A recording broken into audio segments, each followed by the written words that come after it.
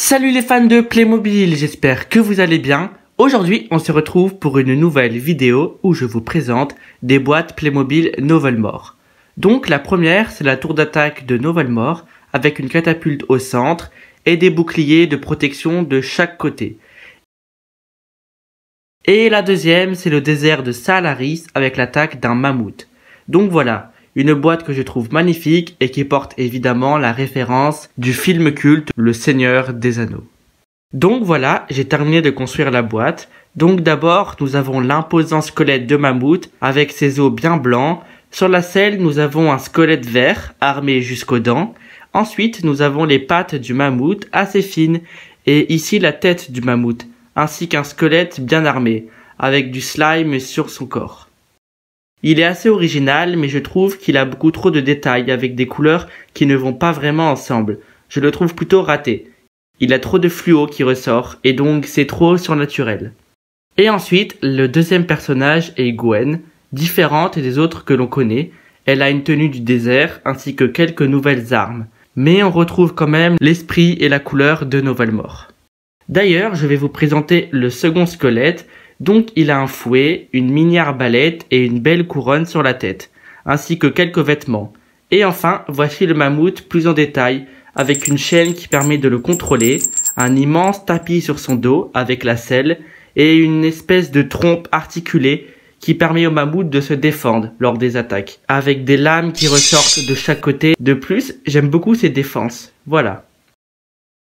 À présent, nous allons passer à la deuxième boîte Novelmore. Donc c'est la tour d'attaque de Novelmore et c'est parti!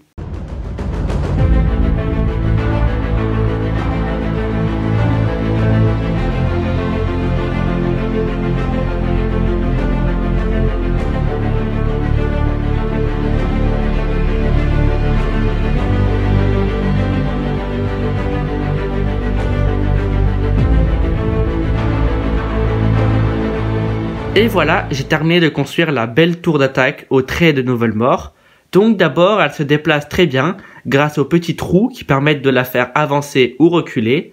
Ensuite, il y a une petite grille qui se bascule vers la gauche et qui permet soit de stocker des outils ou des accessoires, ou alors qui permet de protéger les soldats qui avancent lors d'une attaque. Par exemple, je ne sais pas trop, car en effet, il y a un canon intégré sur la petite grille et qui permet de tirer des projectiles. Et ce canon peut se replier sur lui-même. Ensuite, point positif, je trouve que la tour d'attaque est très symétrique et géométrique, et cela donne un peu un côté carré et strict, et je trouve cela une très bonne chose. Ensuite, à l'avant, nous avons de chaque côté le blason aux couleurs de Novelmore. Et tout en haut, il y a également deux petits blasons, mais avec des engrenages qui tournent et qui fonctionnent réellement, et je trouve ça très interactif. Ensuite, de l'autre côté, on y retrouve également le même casier avec la même grille et le même canon. Et dans le casier, j'ai mis un tonneau avec des projectiles. Ensuite, à l'arrière, on retrouve encore des pieux en bois. Cela permet peut-être de combler des trous car ça n'a pas trop d'utilité. Et au centre, nous avons la majestueuse et l'incroyable catapulte, très belle, dont je vais vous faire une démonstration maintenant. Donc voilà la petite démonstration. Donc la catapulte envoie une pierre plutôt haut, mais pas trop loin, et ça c'est assez pratique, car c'est exactement ce que l'on a besoin pour toucher des ennemis. De la hauteur, donc du coup de la vitesse, et pas trop loin, car sinon le coup est échoué. Ensuite, en haut, nous avons deux petites plateformes, où sur la première j'ai mis le général, richement vêtu de son armure, ainsi que son casque aux 3 plumes, et le drapeau de Novelmore. Et sur la deuxième plateforme, j'ai mis l'espèce de conducteur avec son casque d'aviateur et sa longue vue. Nous avons ensuite ici deux petites cartes, je les ai mis là car je ne savais pas où les mettre. La première est une carte du désert Salaris et la deuxième est une carte avec les engrenages et les angles de tir de la catapulte. Ainsi s'achève ma présentation, on passe désormais à mon avis global. Donc sur les points négatifs, j'ai trouvé que ici, au niveau des casiers, il y a un petit écran en relief. Donc lorsque je veux refermer la grille, je ne peux pas.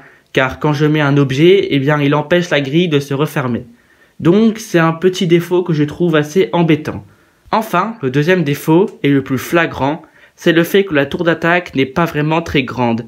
Vu le prix, je pensais qu'elle serait beaucoup plus grande que ça. Elle fait la taille de 2 Playmobil de haut, soit environ 15 cm. C'est très peu par rapport au produit et je m'attendais à une tour vraiment plus grande que ça. Je suis vraiment très déçu de la part de Playmobil. Après, je retiens également les aspects positifs, notamment la magnifique symétrie de la tour ainsi que sa belle catapulte bleue aux couleurs de Novelmore. Donc voilà, la vidéo est terminée. Si tu as aimé la présentation de ces deux belles boîtes Playmobil Novelmore, n'hésite pas de liker la vidéo, commente pour me dire ton avis et dis-moi qu'est-ce que tu penses de ces boîtes Playmobil Novelmore dans les commentaires. Et puis, abonne-toi. Et on se retrouve samedi prochain à 17 h pour la présentation de toute ma collection Playmobil Novelmore. Franchement, c'est une très grosse vidéo qui va sortir, alors active la cloche des notifications pour ne pas la louper. Et franchement, ma collection Novelmore, elle se compte en plusieurs caisses, comme vous pouvez le constater. Mais je te spoile rien, c'était Play More Like, porte-toi bien, allez ciao!